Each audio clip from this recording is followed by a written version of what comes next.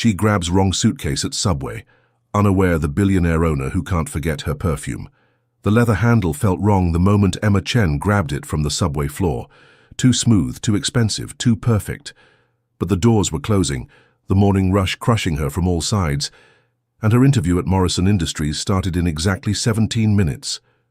She clutched the black briefcase to her chest and pushed through the crowd, never noticing the man in the $1,000 suit frantically searching the train car she'd just left. Alexander Morrison pressed his face against the subway door as the train pulled away, his heart hammering. That briefcase contained more than just contracts and portfolios. It held the only thing he had left of his mother, her final letter, still unopened after 5 years, waiting for the day he felt brave enough to read it. And now it was gone, carried away by a woman whose perfume still lingered in the air around him. Jasmine and vanilla, with a hint of something he couldn't name. Something that made his chest tighten with an emotion he'd spent years avoiding. "Sir, you need to step back," a transit officer said, but Alexander barely heard him. He was already pulling out his phone, calling his head of security. "I need every camera in the subway system checked, now." Before we dive deeper into this story of fate, chance, and the power of a single moment to change everything, I want to know, where are you watching from today? Drop your location in the comments below. And if you're already intrigued by what's in that briefcase and why a billionaire can't forget a stranger's perfume, hit that subscribe button so you don't miss what happens next. Emma didn't realize her mistake until she was sitting in the waiting room of Morrison Industries, surrounded by other hopeful marketing candidates. She went to pull out her portfolio and instead found herself staring at documents that made her blood run cold. Acquisition contracts, confidential merger proposals, and there, tucked between financial statements worth millions, a sealed envelope with elegant handwriting. "For my son, Alexander. Open when you're ready to forgive yourself." Her hands trembled. Alexander Morrison. She was sitting in Alexander Morrison's building, holding Alexander Morrison's briefcase, about to interview for a position at Alexander Morrison's company. The same Alexander Morrison who was known for his ruthless business tactics and complete lack of personal warmth. The media called him the Ice King of Wall Street. "Emma Chen?" a crisp voice called. Emma's head snapped up. A severe-looking woman in a black suit stood before her. "Mr. Morrison will see you now. But I'm here for the marketing position, the interview with HR." The woman's expression didn't change. "There's been a change. Mr. Morrison is conducting this interview personally. Follow me." Emma's mind raced as she followed the woman into an express elevator. Why would the CEO interview a junior marketing candidate unless he'd already discovered she had his briefcase? Her stomach churned as the elevator climbed higher and higher, past floors of cubicles and conference rooms, up to the executive level where the air itself seemed to cost more than her monthly rent. The doors opened to reveal an office that took her breath away. Floor-to-ceiling windows showcased Manhattan in all its morning glory.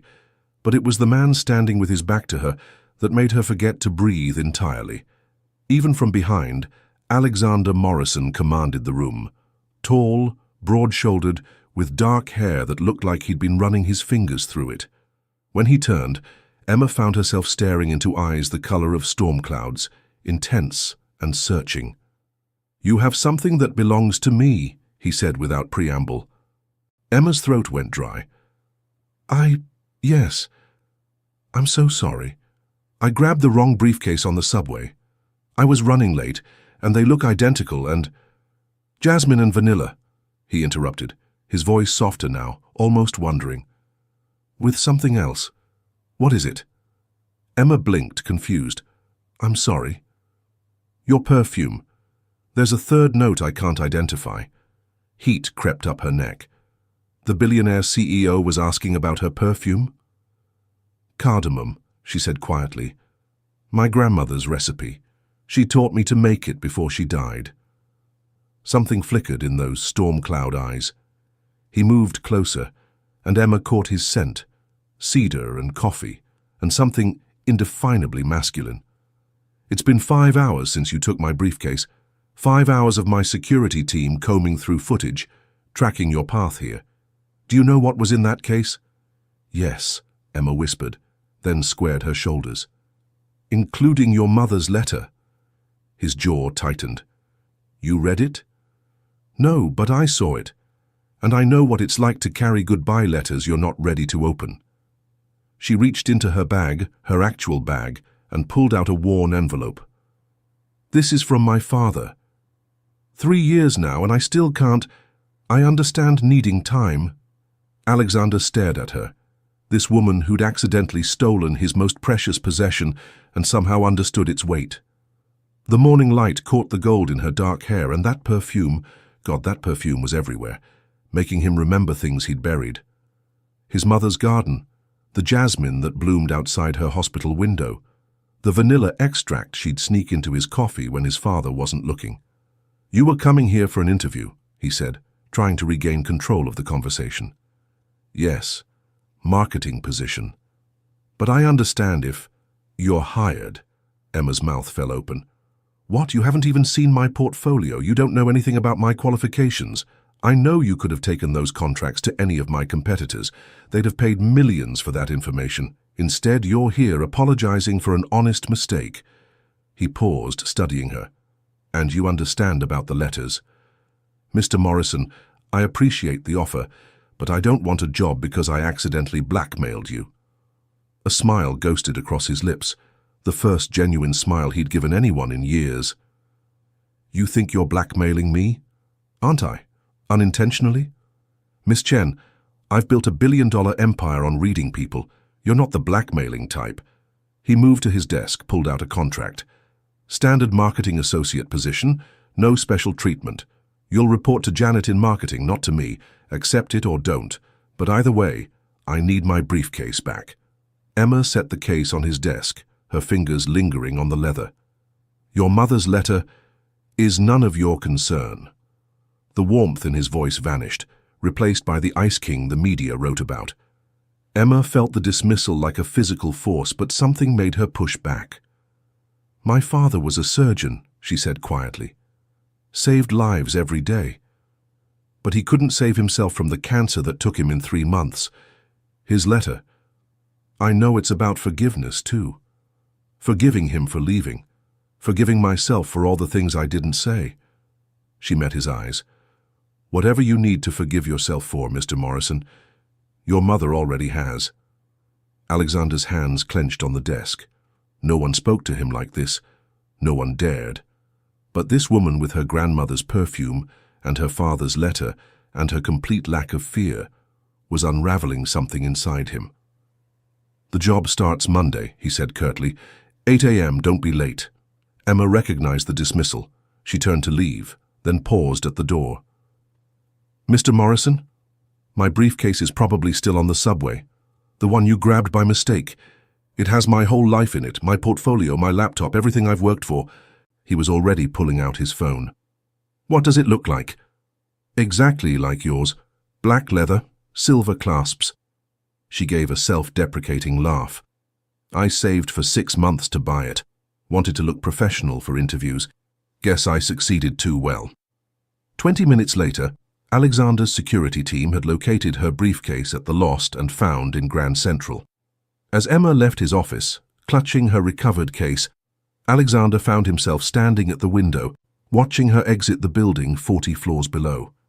That perfume lingered, weaving through his office like a ghost of possibilities. He returned to his desk and picked up his mother's letter, running his thumb over her handwriting. 5 years of carrying it, and a stranger had understood its weight in 5 seconds. He set it down, unopened still, but for the first time, it didn't feel quite as heavy. Monday morning arrived grey and drizzling, matching Emma's mood. She'd spent the weekend second-guessing her decision to accept the job. Working for a company whose CEO she'd accidentally robbed felt like the plot of a bad romantic comedy. But she needed the job, and Morrison Industries was the best in the business. She arrived at 8 sharp to find the marketing department in chaos.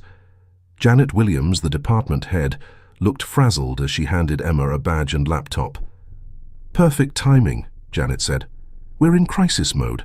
The Hartman account is threatening to walk and we need fresh eyes on their campaign. Can you handle being thrown in the deep end? Emma thrived in the deep end. By noon, she'd identified 3 major flaws in the existing campaign and proposed solutions that had Janet's eyebrows climbing to her hairline. "Where did you say you worked before?" Janet asked. "Freelance mostly. Small businesses, non-profits." Emma pulled up her portfolio. "Nothing like Hartman Industries, but principles are the same. Know your audience, tell their story, make them feel seen." Janet was quiet for a moment. "You know Morrison personally interviewed you?" "I'm aware. He's never done that before, not for an associate position." Janet's eyes were shrewd. "Should I be worried about my job?" Emma's stomach dropped. "No. God, no. It was complicated, a mix-up. I promise I'm just here to work." Janet studied her, then nodded. "Good, because I don't care how you got here, Emma. I care that you can do the job, and based on this morning, you can. The Hartman presentation is Thursday. You're on the team." Emma threw herself into the work, grateful for the distraction. But she couldn't escape Alexander Morrison entirely.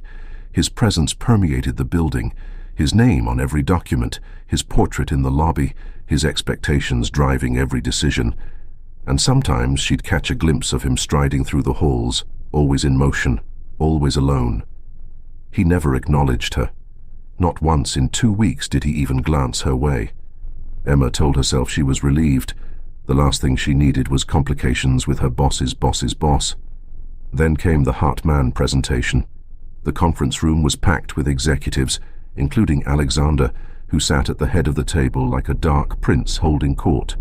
Emma tried not to look at him as she set up her portion of the presentation, but she could feel his presence like electricity in the air. The first part went smoothly. Janet presented the overview. Their senior strategist outlined the market analysis. Then it was Emma's turn to present the creative concept. She stood, clicked to her first slide, and froze. It was the wrong presentation. Instead of the Hartman campaign, the screen showed her personal project. A marketing plan for her grandmother's old neighborhood in Chinatown, trying to save local businesses from gentrification. Intimate photos of shop owners, stories of families displaced. A passionate plea for preserving culture over profit. The room went silent. Emma's face burned as she fumbled with the laptop, but the presentation kept advancing, showing more personal photos, including one of her grandmother teaching her to make perfume, crushing cardamom pods with ancient hands. "I'm so sorry," Emma stammered. "This is—" "Brilliant," Alexander said quietly. Every head turned to him. "This is brilliant," he repeated, leaning forward. "The emotional connection, the storytelling, the authenticity. This is what Hartman's campaign is missing." He looked at Emma, and for the first time since that morning in his office, their eyes met. "Show us the rest." With shaking hands, Emma continued the presentation. She talked about her grandmother's shop, about the community fighting to survive, about marketing as a tool for preservation, not just profit. When she finished, the room was silent. "Apply those principles to Hartman," Alexander said. "They're a family company being squeezed out by corporations. Same story, different scale. Can you do it?" Emma's mind was already racing with possibilities. "Yes." "You have 48 hours. Janet, give her whatever resources she needs." He stood to leave, then paused. "And Emma, next time you want to save a neighborhood, come to me directly. Morrison Industries has a community development fund that might interest you." He left, taking all the air in the room with him. Emma sank into her chair, adrenaline making her hands shake. "Well," Janet said dryly, "that was unexpected. Looks like you've got work to do." Emma worked through the night, fueled by coffee and determination. She rebuilt the Hartman campaign from the ground up, weaving in the authenticity and emotion from her grandmother's story. At 3 a.m, she was alone in the office, surrounded by sketches and notes, when she heard footsteps. Alexander appeared in the doorway, looking less polished than usual. His tie was loosened, his jacket discarded somewhere, and his hair definitely showed evidence of frustrated fingers. "You're here late," he said. "So are you." He entered the workspace, surveying her controlled chaos. "May I?" Emma nodded. watching as he picked up her sketches, studying each one carefully. This close, she could see the exhaustion around his eyes, the weight he carried in the set of his shoulders. "Your grandmother's shop," he said, holding up one sketch. "Where is it?" "Was. It closed 2 years ago. Rent tripled overnight." She couldn't keep the bitterness from her voice. 40 years of serving the community, gone because someone decided the neighborhood was trendy. "I'm sorry." The sincerity in his voice surprised her. "It happens. Doesn't mean it should." He set down the sketch, picked up another. "This perfume you make, you sell it?" "No, it was something my grandmother and I did together. She said scent is memory made tangible. Every ingredient tells a story. Jasmine for grace," he said softly. "Vanilla for warmth. Cardamom for strength hidden in small things," Emma finished. She used to say that about herself. Tiny woman, but tough as cardamom pods. Alexander smiled, a real smile that transformed his face. "My mother loved jasmine, planted it everywhere, even tried to grow it in New York, said it reminded her of possibility." They stood there in the dimly lit office, two people sharing losses in the language of scent and memory. Emma wanted to ask about his mother, about the letter still unopened, but the moment felt too fragile. "I should let you work," he said finally. "Mr. Morrison?" Emma called as he reached the door. "The Community Development Fund. Were you serious?" "I'm always serious about business, Miss Chen. Submit a proposal. If it's as good as what you've done here, we'll make something happen." After he left, Emma sat in the dark for a long moment, processing. The Ice King of Wall Street had just offered to help save her grandmother's neighborhood. The same man who carried his mother's unopened letter had understood her grandmother's cardamom metaphor. She went back to work with renewed energy, but now Alexander Morrison wasn't just her CEO. He was a puzzle she was starting to piece together, one unexpected moment at a time. The Hartman presentation was a triumph. The clients were so moved by Emma's campaign that they signed a 3-year contract on the spot. Janet promoted her to senior associate that afternoon, and suddenly Emma Chen was the marketing department's rising star. But success came with visibility, and visibility meant more interactions with Alexander. He started requesting her specifically for sensitive accounts, the ones that needed what he called the Chen touch, that ability to find the human story in any business. They developed a rhythm.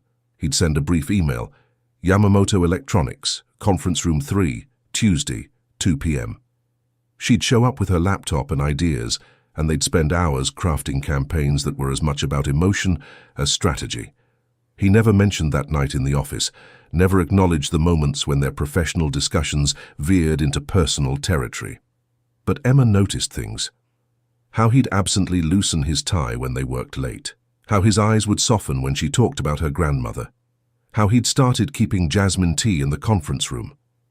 6 weeks after she'd grabbed the wrong briefcase, Emma was working late again when her phone buzzed. An unknown number, but the text made her heart skip. "The Chen proposal for Chinatown redevelopment has been approved. AM."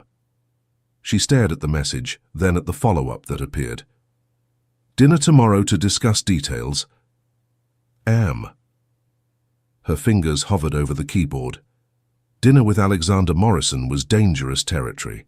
She'd already let him too far into her head, spent too many nights wondering about the man behind the reputation. "Yes," she typed before she could overthink it. The restaurant he chose surprised her, a small Italian place in Little Italy, not the power lunch spots she'd expected. He was already there when she arrived, looking almost nervous as he stood to greet her. "Thank you for coming," he said, pulling out her chair. "Thank you for approving the proposal. I know it's not your usual investment." "No," he agreed, sitting across from her. "But then again, you're not my usual employee." The waiter brought wine without being asked. Clearly, Alexander was a regular. Emma took a sip for courage, then said, "About that. People are starting to talk. About why you interviewed me personally, why you request me for projects. Let them talk." "Easy for you to say. You're not the one they're calling the CEO's pet." His jaw tightened. "Who called you that?" "It doesn't matter. What matters is perception. I've worked too hard to have people think I'm sleeping my way to success." "Are you?" His voice was dangerously quiet. "Sleeping your way to success." Emma's temper flared. "How dare you?" "Then why do you care what they think?" He leaned forward. "Emma, you've brought in 3 major accounts in 6 weeks. Your campaigns have increased client retention by 30%. Anyone who thinks that's about anything other than talent is an idiot." She wanted to stay angry, but his fierce defense of her work doused her temper. "It's not that simple." "It is that simple." He paused, then added more quietly, "Unless there's another reason you're uncomfortable working with me." The question hung between them, loaded with possibilities.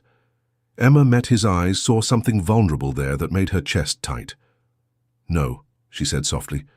"No other reason." He nodded, visibly relaxing. "Good. Then let's talk about your grandmother's neighborhood." They spent the next 2 hours discussing the redevelopment project. Alexander's vision aligned perfectly with Emma's, preserving the cultural heart of the neighborhood while bringing in sustainable businesses. He'd clearly done his research, mentioning specific shop owners by name, understanding the community dynamics. "You've been there," Emma realized. "To Chinatown." "Several times. I wanted to understand what we're trying to save." He hesitated. "I also went to where your grandmother's shop used to be. The new tenants are a chain juice bar." Emma's throat tightened. "I know. I can't walk past it." "We'll do better," he promised. "The Morrison Fund isn't just about preservation. It's about growth that honors the past." "Why?" Emma asked. "Why do you care about a neighborhood you have no connection to?" Alexander was quiet for a long moment, turning his wineglass in his hands. "My mother immigrated here from Greece when she was 17, worked in kitchens in Astoria, built a life from nothing. She used to say America was the only place where someone like her could have a son who'd one day own skyscrapers." His smile was sad. "She died before I could buy her the restaurant she always dreamed of. But I can help other immigrants hold on to their dreams." "Is that what the letter is about?" Emma asked gently. "The restaurant?" He looked at her sharply, and she thought he'd shut down again. But instead he said, "I don't know. I've carried it for 5 years, and I still can't open it. Pathetic, right? The man who makes $1 million decisions before breakfast, afraid of an envelope." "Not pathetic," Emma said. "Human. My father's letter. I know it's about the surgery he didn't tell me about, the chance he didn't take because he didn't want to spend his last months in a hospital. I know he's explaining why he chose 3 good months over maybe 6 bad ones, but knowing and reading..." She shrugged. "Different things. What stops you? Making it real. Right now, they're still just possibilities. Once I read it, that's it, no more maybes." She looked at him. "What stops you?" "Fear that she knew what I'd become, that she saw it coming and tried to warn me." He gave a bitter laugh. "The Ice King of Wall Street. She'd hate that. She was all warmth, all heart, nothing like me." Emma reached across the table, covered his hand with hers. "You're funding neighborhood preservation. You keep jasmine tea in your office. You understand cardamom metaphors. I think she'd recognize more of herself in you than you realize." He turned his hand, interlacing their fingers. "This is inappropriate." "Completely," Emma agreed, not pulling away. "I'm your boss." Several times removed, but yes. "People will talk more. They're already talking." He squeezed her hand, then let go. "I can't be what you need, Emma. I don't know how to do this. Relationships, warmth. I'm better with contracts than feelings." "I'm not asking for anything," Emma said, even as her heart cracked a little. "But maybe we could be friends, real friends, not just colleagues." "Friends," he repeated, testing the word. "I don't have many of those." "Well, now you have one." They left the restaurant together, walking slowly through Little Italy. The night was warm, the streets alive with diners and tourists. Alexander looked more relaxed than she'd ever seen him, hands in his pockets, tie loosened. "Can I ask you something?" Emma said as they reached the subway station. "Why did you really hire me? That first day?" He stopped walking, turned to face her. "Because you understood about the letter. Because you didn't use the information in my briefcase when anyone else would have. Because..." He paused, seeming to struggle with the words. "Because you smelled like possibility." Before Emma could respond, he was walking away, disappearing into the crowd. She stood there, heart racing, the scent of jasmine from a nearby flower shop making her dizzy with want. Friends. She could do friends. She was lying to herself, and they both knew it. The next few weeks tested that lie. They worked together seamlessly, two minds finding perfect rhythm in conference rooms and strategy sessions. But there were moments when their hands brushed over documents, when she caught him watching her with unguarded eyes, when he smiled at her terrible jokes. That friendship felt like a costume that didn't quite fit. The breaking point came, ironically, with another briefcase. Emma was rushing to catch a flight to Chicago for a client meeting when she grabbed her case from the taxi. It wasn't until she was at the gate that she realized her mistake. This wasn't her briefcase. It was soft-sided, expensive, with AMM monogrammed on the side. Her phone rang immediately. "Please tell me you have my briefcase." Alexander's voice was amused rather than panicked. "AMM?" she asked. "Really? Monogrammed luggage?" "A gift from my mother. And you're deflecting. Do you have it?" "Yes." "Do you have mine? The one covered in vintage travel stickers?" "Yes," Emma groaned. "I can't miss this flight. The Brennan meeting is at 2. I know. I'm at JFK about to board for London." A pause. "What hotel are you staying at?" "The Palmer House." "I'll have someone meet you there with your case. You can ship mine to my London hotel." "Alexander, I'm so sorry. I can't believe this happened again." His laugh was warm, intimate in her ear. "Emma, of all the mistakes to repeat, this one I don't mind. Safe flight." He hung up before she could respond. Emma boarded her plane, clutching his briefcase, wondering if the universe was trying to tell them something. In Chicago, she couldn't resist looking inside. No confidential documents this time, just a leather journal, some contracts, and... Her breath caught. A small bottle of perfume. Her perfume. The one she'd made for the company holiday party, gifted to a few close colleagues. He'd kept it. She closed the case, heart pounding. Friends didn't carry each other's perfume across continents. The Brennan meeting was a success, but Emma's mind kept drifting to London, to Alexander, to the growing impossibility of pretending they were just colleagues. When she returned to her hotel, her briefcase was waiting as promised. Inside, on top of her papers, was a note in his handwriting. "E, your grandmother was right. Scent is memory made tangible. Every time I smell jasmine now, I remember possibility." Ah. Emma sat on her hotel bed, holding the note, and made a decision. She pulled out her phone and typed, "Read your mother's letter. I'll read my father's. Together on video call, tonight. 8 p.m. your time." His response came quickly. "Why?" "Because maybe we both need to stop being afraid of possibilities." The 3 dots appeared and disappeared several times. Then, "Okay." At 8 p.m. London time, Emma opened her laptop. Alexander appeared on screen, looking vulnerable in a way that made her heart ache. He was in a hotel room, city lights glittering behind him. In his hands was the letter she remembered from that first day. "You're sure about this?" he asked. Emma held up her father's letter. "No, but I'm tired of carrying unopened words." "Together, then." Together. They opened their letters in silence, each reading their dead parents' final words. Emma watched Alexander's face crumble as he read, saw him press his fingers to his eyes.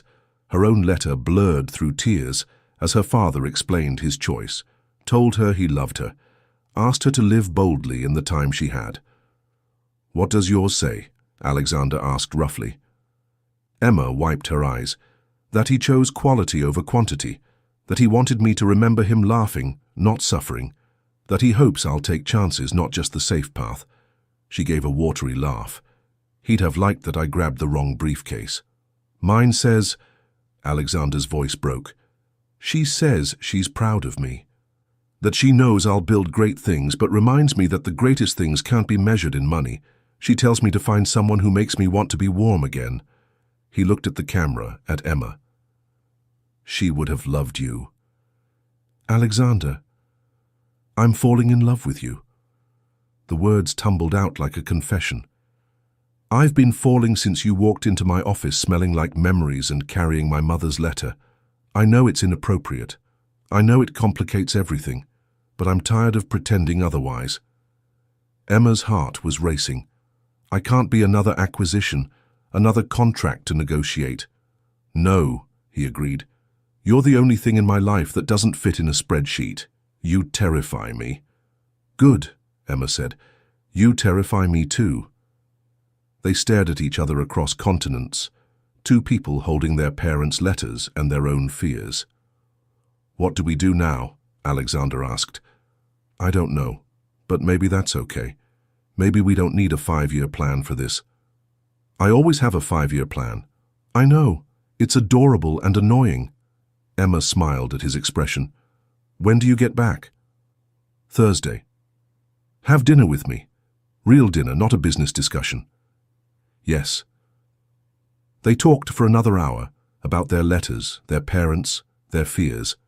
When they finally hung up, Emma felt lighter than she had in years. She'd read her father's words. The world hadn't ended, and somewhere over the Atlantic, the Ice King of Wall Street was learning to be warm again. Thursday couldn't come fast enough. Emma threw herself into work, but her mind kept drifting to that video call, to Alexander's confession, to the possibility of them. Janet noticed her distraction. You're glowing, she observed during a team meeting. New man.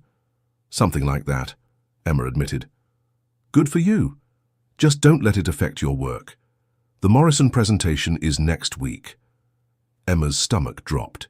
She'd forgotten about the quarterly board presentation, where all senior associates presented their achievements directly to the board, including Alexander. How were they supposed to navigate that? Her phone buzzed. Alexander. Landed. Dinner at 8. Sending car to your apartment at 7:30. Emma. See you then. We need to talk about the board presentation. Alexander. No work talk at dinner. New rule.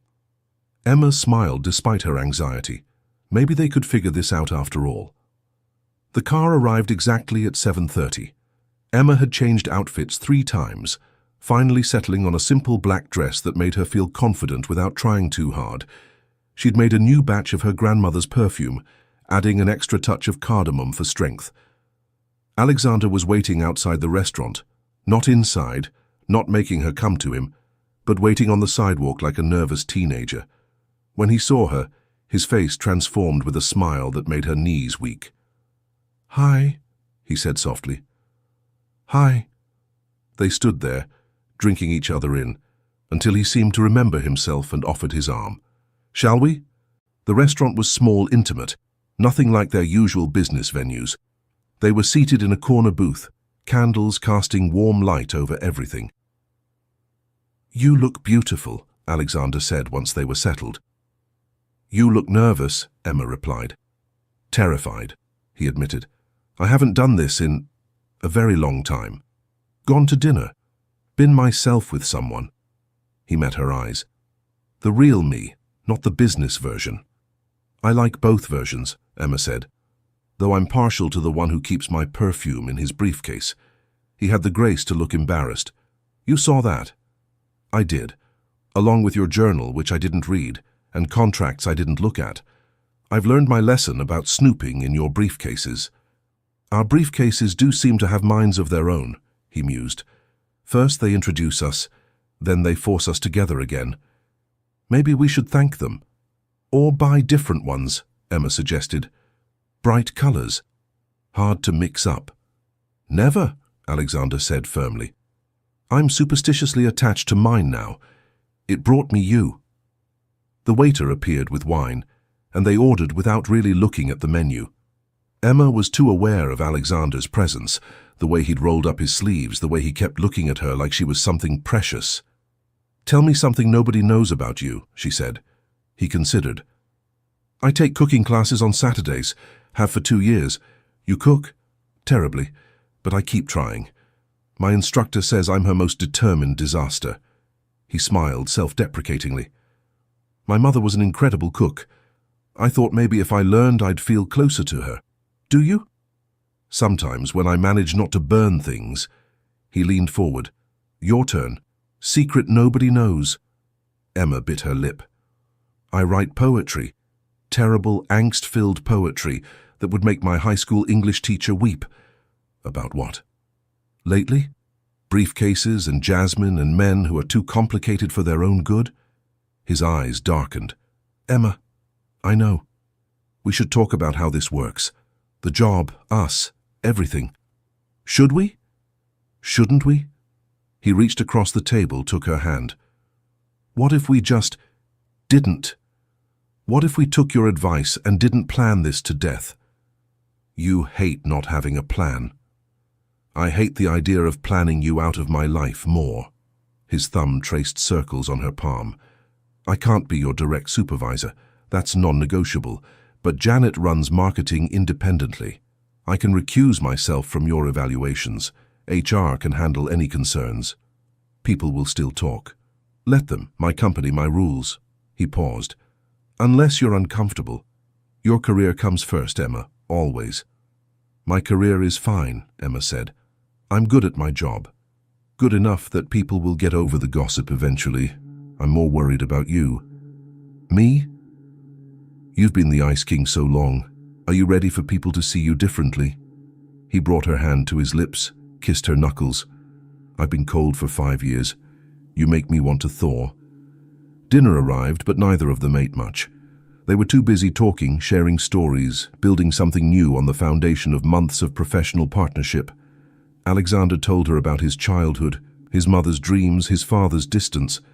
Emma shared memories of her grandmother, her struggles after her father's death, her determination to honor both their legacies. I want to meet her, Alexander said, when Emma described her mother.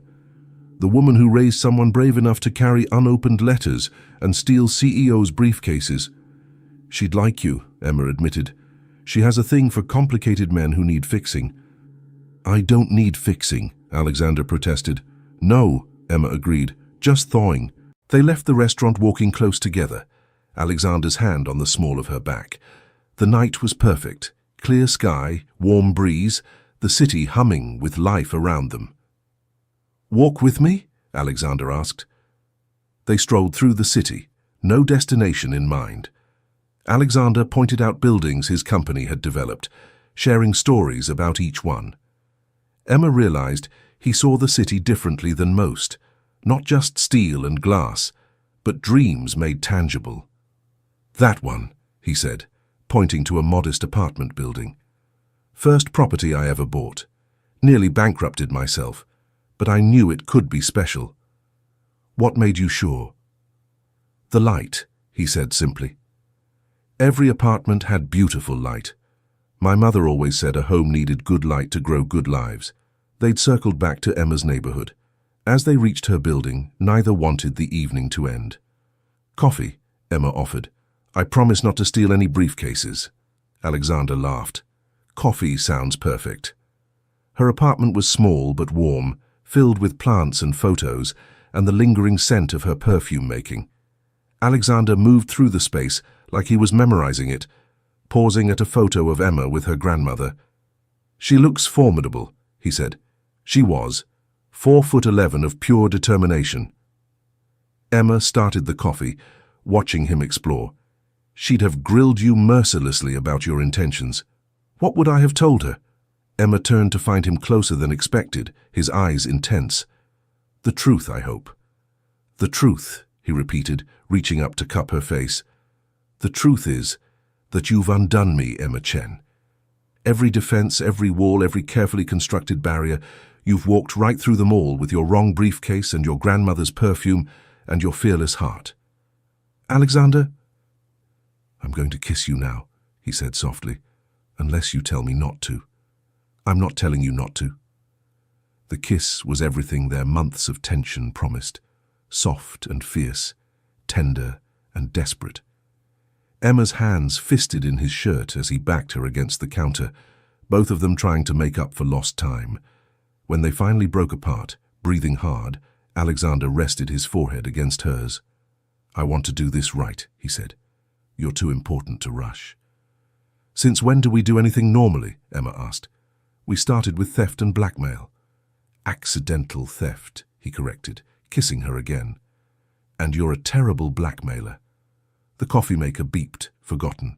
They moved to the couch, curling together like they'd been doing it for years. Alexander played with her hair while Emma traced patterns on his chest, both marveling at the permission to touch. "The board presentation," Emma said eventually. "How do we handle it?" "Professionally," Alexander said. "You present your achievements. I act like any other board member. We can do one day of pretending we're just colleagues. And after, we stop pretending anything." He tilted her chin up. "I want to take you to Greece, to my mother's village. I want to show you the jasmine fields she talked about." "That's a big step." "Too big." Emma thought about her father's letter, about taking chances. "No, not too big." They talked until dawn, making plans and unmaking them, kissing between words, building something neither had expected. When Alexander finally left as the sun rose, Emma felt like a different person than the one who'd grabbed the wrong briefcase months ago. At work, she threw herself into the board presentation, determined to prove herself beyond any shadow of doubt. Janet noticed her extra effort and pulled her aside. "Whatever's inspiring this level of excellence, bottle it," Janet said. "Your work has always been good, Emma, but lately it's extraordinary." The day of the board presentation arrived too quickly. Emma dressed carefully, professional but confident, her grandmother's perfume for courage. She arrived early to find the boardroom already half full, Alexander at the head of the table looking devastating in a charcoal suit. He didn't look at her differently than any other presenter. His face was the perfect mask of professional interest as she walked through her campaigns, her successes, her vision for future growth. But when she mentioned the Chinatown project, she saw something flicker in his eyes, pride and warmth quickly hidden. "Excellent work, Miss Chen," he said formally when she finished. "The board appreciates your contributions." Emma nodded, gathering her materials. As she turned to leave, she caught the tiniest smile on his face, there and gone in an instant. It was enough. That evening her apartment buzzer rang. Alexander stood at her door with takeout from her favorite Thai place and a bottle of wine. "Thought we should celebrate," he said. "You were brilliant today." "You barely looked at me," Emma said, pulling him inside. "I couldn't," he admitted, setting down the food to pull her close. "One look and everyone would have known. You're not someone I can look at casually anymore." They ate dinner on her fire escape, watching the city lights come alive. Alexander had loosened his tie, relaxed in a way that still surprised her. This version of him, soft, unguarded, happy, felt like a gift only she got to unwrap. "I have something for you," he said as they finished eating. He pulled out a small wrapped box. Inside was an antique perfume bottle, crystal and silver, absolutely beautiful. "It was my mother's," he explained. "She collected them. This was her favorite. She said it was for the scent that changed her life." "Alexander, I can't." "You can. She would have wanted someone who understands perfume to have it, someone who makes their own memories with scent." He watched her examine it. "Will you make something new for it?" "What kind of scent?" "Whatever reminds you of us, of possibility." Emma kissed him, the bottle careful between them. "I know exactly what to make." 2 weeks later, she presented him with the filled bottle. The scent was complex, jasmine and vanilla, of course, but also cedar from his cologne, coffee from their late work nights, and a hint of leather from briefcases that couldn't mind their own business. "It's perfect," he said, dabbing it on his wrist. "What's it called?" "Possibility," Emma said, with notes of accidental theft. He laughed, pulling her close. "I love you," he said, the words coming easier now. "I love your terrible poetry, and your grandmother's perfume, and your inability to grab the right briefcase." "I love you too," Emma said, "even though you're complicated and have monogrammed luggage." "Especially because of the monogrammed luggage," he corrected. 6 months later, at the Morrison Industries annual gala, Alexander Morrison shocked everyone by bringing a date. Emma Chen, now Director of Creative Strategy, wore a midnight blue gown and her grandmother's jade necklace. They moved through the crowd together, a united front against whispers and speculation. "They're all staring," Emma murmured. "Let them," Alexander said, his hand warm on her back. They're just jealous I'm with the woman who single-handedly saved 3 major accounts and launched our community development program. Pretty sure they're staring because the Ice King is smiling, Emma corrected. Your fault entirely, he said, spinning her onto the dance floor. You and your briefcase ruined my reputation. Best mistake I ever made, Emma said, letting him lead her through the crowd. Later, on the balcony overlooking the city, Alexander pulled out a small box. Emma's heart stopped. Before you panic, he said quickly, it's not a ring. We agreed to take things slowly. Inside was a key. To my apartment, he explained. Which is really our apartment, since you're there most nights anyway, but I wanted to make it official. Emma looked at the key, then at him. You know what this means? What? We'll have to label our briefcases. No more mix-ups if we're living together. Never, Alexander said firmly, kissing her. Those briefcases are family heirlooms now. We'll tell our children how Mommy stole Daddy's secrets, and he fell in love with her perfume. Children? Emma raised an eyebrow. Eventually, after marriage, after you finish conquering the marketing world. He pulled her close. I'm a patient man, Emma Chen. I waited 5 years to open a letter. I can wait for you to be ready for everything else. What if I'm ready sooner than you think? Then I'll be the luckiest former Ice King in Manhattan. They stayed on the balcony, holding each other as the party continued inside. In the distance, the lights of Chinatown glowed, the neighborhood they were helping to preserve, where Emma's grandmother's spirit lived on in every protected storefront. Thank you, Emma said softly. For what? For being terrible at grabbing the right briefcase that morning, for having security cameras that caught me, for taking a chance on a woman who accidentally stole your mother's letter. Thank you, Alexander countered, for being brave enough to bring it back, for seeing past the ice, for teaching me that the best things in life can't be planned or negotiated or contracted.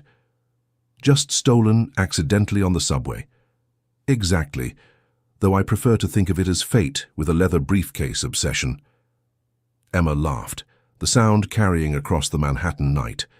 Somewhere in the city, 2 identical briefcases sat side by side in their shared apartment, witnesses to the beautiful chaos of a love story that started with a simple case of mistaken identity and bloomed into something neither spreadsheet nor strategy could have predicted. And in a crystal bottle on their dresser, the scent of possibility waited to remind them every day that sometimes the wrong choice leads to exactly the right place. The end. Thank you for joining me on this unexpected journey of love, briefcases, and the power of taking chances. If this story touched your heart, or reminded you that love can find us in the most unexpected ways, please take a moment to subscribe for more stories that celebrate the beautiful accidents that change our lives. And remember, sometimes the best things happen when we grab the wrong briefcase, trust in possibility, and let love thaw even the coldest hearts.